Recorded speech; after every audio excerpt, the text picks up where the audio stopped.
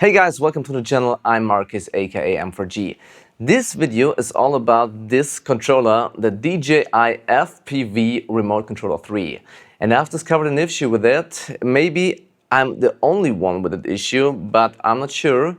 And so I want to talk about this problem with you now. Alright, now I'm only moving the throttle. Let's have a look. I'm really carefully moving just the throttle. And you can see jumping values on the yaw axis. These are really strange. I've checked for the latest software. I have calibrated it a few times, really a few times, and I have no idea why this is happening.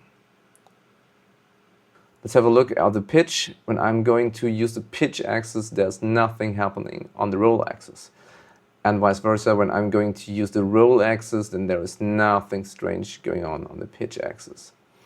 But if I'm going to use the yaw, if I'm going to use the throttle, you can see hardly jumping values right here in the first half of the stick. The second half is fine, like this.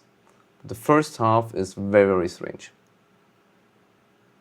Alright, to give you some more details about this issue, I'm using the DJI Goggle 3 in combination with the controller RC3, and on the quad I'm using the O3 Air unit. That was the Crocodile 7.5 from Gap RC, and I also this issue discovered on the Cinelog Throttle 5 today.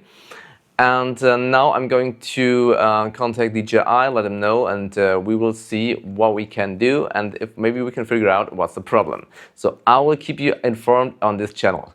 Thanks for watching. Please like it, subscribe it, and see you next time. Bye bye.